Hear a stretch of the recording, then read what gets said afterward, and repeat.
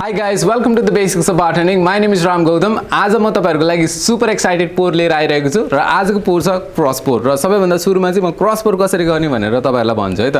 र क्रस पोर चाहिँ अलिकति डिफिकल्ट छ है र यो बिगिनर्सलाई चाहिँ अलिकति गाह्रो नै हुन्छ है र अलिकति इन्टरमिडिएट या 4-5 महिना भइसकेको छ सिकिसकेको या स्ट्यान्डर्ड कोर्स लिइसक्नु भएको छ जस्तो भने त्यो मान्छेहरुलाई चाहिँ अलिकति सजिलो हुन्छ र हेरौँ है सुरुमा कसरी गर्ने भनेर चाहिँ। सो यसमा चाहिँ सेम रेगुलर हामीले रेगुलर पोर गरे जस्तै हो, यसरी समाउने र यसमा चाहिँ जस्तो सिजा है यसरी तपाईले खोल्ने है कैंची है र यो दुईटा औंलालाई चाहिँ यसरी खोल्ने। म लेफ्टी हो त्यही भएर लेफ्ट ह्यान्डेड पहिला देखाउँछु अनि राइटीमा देखाउँछु है त। र यसरी समाउने र अर्को बोतललाई ल्याएर यसमा यसरी राखिदिने है, यो कैंचीमा सिजर्समा यसरी राखिदिने अनि यो बुढी औंला चाहिँ यतापट्टि ल्याएर यसरी चाहिँ यसलाई होल्ड गर्ने है। र यहाँनेरि हेर्नुभयो भने यी मजाले देख्न सकिन्छ। एकछिन यो सेकललाई हटाइदिन्छु र यी यसरी चाहिँ तपाईले होल्ड गर्नु पर्यो। यो अलिकति गाह्रै छ है, बिगिनर्सलाई चाहिँ अलिकति गाह्रो हुन्छ है।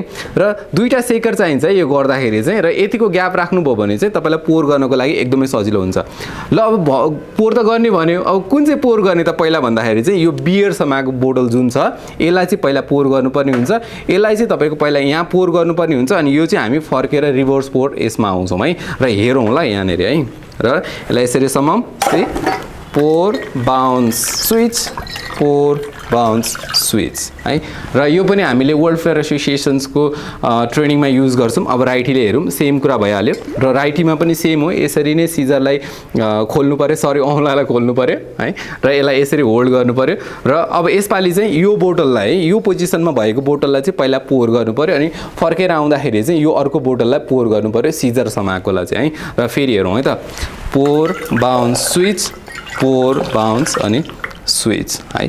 र यसलाई चाहिँ जस्तो तपाईले बारमा बिजी बारमा काम गर्दाखेरि या तपाई फ्लेयर बारटेन्डर हुनुहुन्छ भने यसलाई युज गर्न मिल्छ हैन। जस्तो म एउटा ट्रिक पनि देखाउँछु है। जस्तो हामीले ओरेन्ज लेभल ग्रेडिङमा वर्ल्ड फ्लेयर एसोसिएसन्सको टेस्टमा युज गरिरहेको हुन्छौँ। जस्तो अब बोतललाई यहाँबाट फ्याल्यो, यसरी समायो, यहाँबाट ल्यायो अनि यसरी पोर बाउन्स स्विच, पोर बाउन्स अनि स्विच। र यो थियो हाम्रो क्रस पोर।